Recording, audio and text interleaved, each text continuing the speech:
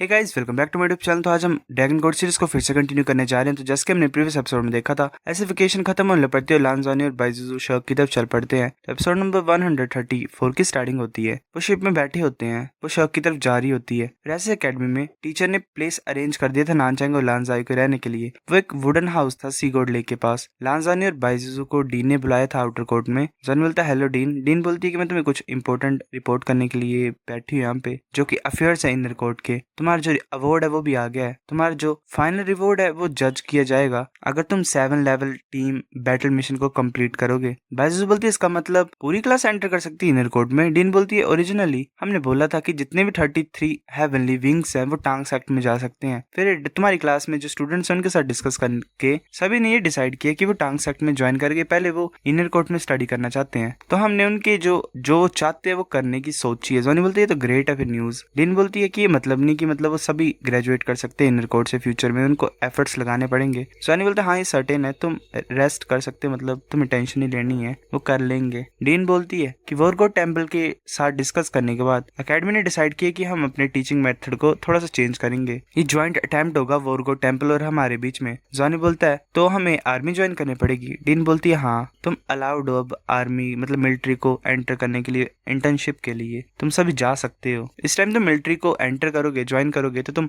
असली वॉर को फेस करोगे। तुम्हें सर्टेन टास्क दिए जाएंगे जिन्हें 1 से 2 साल लग सकते हैं। जॉनी बाइजुजू की तरफ देखता और बोलता है कि जैसा अकेडमी ने अरेंजमेंट की है हम प्रिपेयर है उसके लिए। वैसे वो बाहर आ जाते हैं। जॉनी बोलता है कि जो टास्क है जो कंप्लीट करना है वो इतना भी आसान नहीं होगा, बैटलफील्ड में कुछ भी हो सकता है, हमें अभी काफी ज्यादा प्रिपरेशंस करनी होंगी। बाइजुजू बोलती है कि तुम कंट्रोल करोगे सब चीजों को, सभी तुम्हारे ऊपर ट्रस्ट करते हैं। जॉनी जा रहा होता है आगे की तरफ, तभी उसे कोई कॉल करके बोलते कि बॉस तुम्हें पता है हमारी सारी क्लास इनर कोर्ट के लिए एक्सेप्ट कर ली गई है। जॉनी बोलता है मुझे पता, डीन ने मेरे को भी बताया था। वो क्वानली होता है, वो हंसता और बोलता है कि सभी कुछ ज्यादा खुश है। जॉनी बोलता है हाँ पर मैं मिलिट्री में जाना पड़ेगा कुछ टाइम के लिए। क्वानली बोलता है मैंने उसके बारे में सुना। जॉनी बोलता है तुम्हारी इन्फॉर्मेशन का चैनल तो कुछ फास्ट है। क्वानली बोलता है ऑफ कोर्स काफी बातें चली हुई थी, डीनिंग और टीचर टांग साथ में मिल गए और तुम्हें पता है उनके पास सन भी है और वो हमारी क्लास में है। जॉनी बोलता है क्या, कौन है वो? क्वानली हंसता और बोलता है वो बोरिंग सा इंसान जो डिंग ज़ोहान।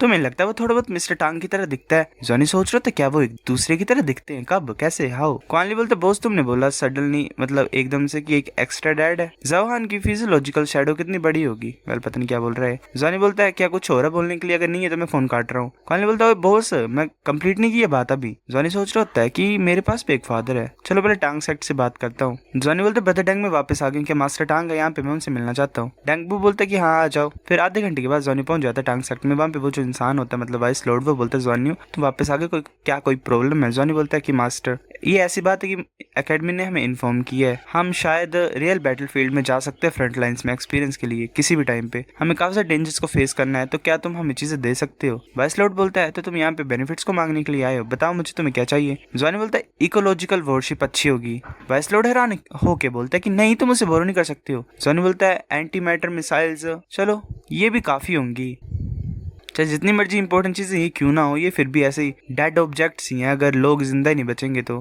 टांगली मतलब वो बोलता है वाइस लॉर्ड की चीजें तो तुम सही तरीके से बोलते ही हो, चलो रुक जाओ मैं तुम्हें कुछ अच्छी चीज देता हूँ। फिर हम बता देते कि टियानमी और जॉनी को एक मेटल डोर के पास लेके गया। जो मेटल डोर था वो ब्लैक कलर का था और कुछ ज्यादा हैवी था। एक ब्लड कलर स्कल बना हुआ था उसके ऊपर। वो एक गोल्डन की को निकालता है जिसके ऊपर कुछ ज्यादा अजीब सा पैटर्न होता है, उससे ओपन कर देता है डोर को। वाइस लॉर्ड बोलता है मैंगफी हम यहाँ पे आ गए हैं। मैंगफी बोलता है ठीक है मैं आ रहा हूँ। मैंगफी वहाँ पे आ जाता है। जॉनी बोलता है हेलो मास्टर मैंगफी।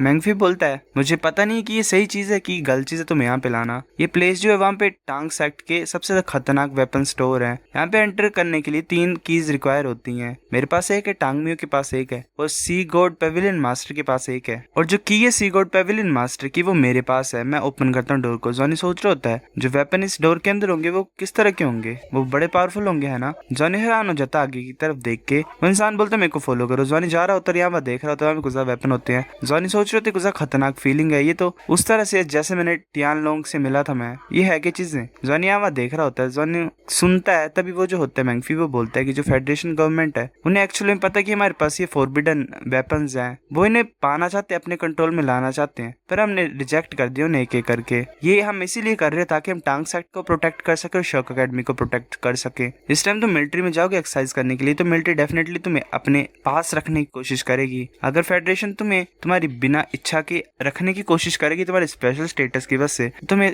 तुम्हारे पास पावर होनी चाहिए खुद को प्रोटेक्ट करने के लिए। तो इस टाइम हम तुम्हें कोई चीजें देंगे जो तुम अपने आप को प्रोटेक्ट करने के लिए यूज कर सकते हो। जॉनी बोलते मास्टर क्या मैं सच्ची मुझे एक फॉरबिडन वेपन को रख सकता हूँ? मैंगफी बोलते कि तुम डर किस चीज से रहे हो, मुझे मतलब किसी को बताना मत कि फॉरबिडन वेपन्स के बारे में। जॉनी बोलते ठीक है। मैंगफी एक जगह पे टच करता है एक बेल कंटेनर में और बोलता है ये फॉरबिडन वेपन है, इसे हम गॉड्स रैथ बोलते हैं। जो 36 गॉड्स रैथ है जो तुमने देखी है वो तुम उसे एक बार यूज कर सकते हो, तुम एक को खो दोगे। ये क्रिस्टलाइजेशन है हमारी टेक्नोलॉजी की 76,000 मतलब 7,600 ईयर पहले की।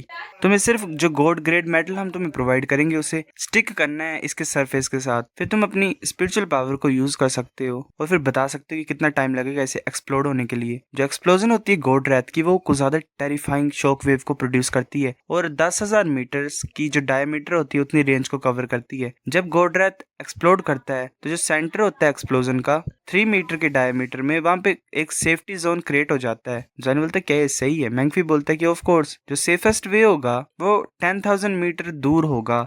इसको काफी ज्यादा हजारों सालों से किसी चीज ने मतलब किसी ने भी यूज नहीं किया है। तो जॉनी हैरानी से बोलता है मतलब चिल्लाता है। मैंगफी हैरान हो जाता है कुछ ज्यादा ही, पता नहीं इन्होंने चैप्टर गायब किए क्या आगे का कुछ बताया नहीं गया है। पर ऐसे ट्रायल स्टार्ट हो जाता है। जॉनी का एक ट्रायल होता है, जॉनी एंटर कर जाता है, बाकी भी एक एक करके एंटर कर जाते हैं। जॉनी सोच रहा था कि जो एकेडमी वो कुछ ज्यादा रूथलेस है, वो चिल्ड्रंस को ब्लड ट्रायल में क्यों पार्टिसिपेट करने दे रहे हैं। ऐसा लग रहा है कि उनका जो मिशन है फ्रंट लाइन का वो जरा भी सिंपल नहीं होगा। फिर हमें डीन के ऑफिस का सीन दिखाता है, वांग भी वहां पे होता है। 5 मिनट बाद 33 स्टूडेंट्स थे, उन्होंने फर्स्ट टेस्ट को पास कर लिया था। फिर सेकंड स्टेज स्टार्ट हो जाता है। बाइजू वहां पे होती है, जेनहू आगे की तरफ देख रहा होता है, बाकी सभी अपनी स्पिरिट्स को रिलीज कर देते हैं। वांग बोलता है हर एक के पास स्पिरिट है जो कि इनकी हेल्प कर सकती है फाइट करने के लिए। ऐसा लग रहा है कि सेकंड स्टेज को पास करना आसान नहीं है, मतलब कर लेंगे ये जल्दी। पर लास्ट में ऐसा ही था कि 2 पीपल पास नहीं कर पाए सेकंड स्टेज को। थर्ड स्टेज 5 मिनट में स्टार्ट होने वाला था। वांग बोलता है कि चलो देखते हैं लान जॉनी की सिचुएशन कैसी है। डीन बोलते ठीक है। जॉनी उस गॉड रैथ को बाहर निकाल देता है। जेनहू बोलता है ये कैसी चीज है, कुछ ज्यादा डरावनी है। जॉनी गॉड रैथ को यूज करता है, सामने वाला जो होता है बच्चा वो डर जाता है और सोच रहा था कैसा डरावना हो रहा है, ये तो खत्म हो गया, मैं मरने वाला हूँ। जॉनी उसे खत्म कर देता है। वेल पता नहीं क्या यूज करता है।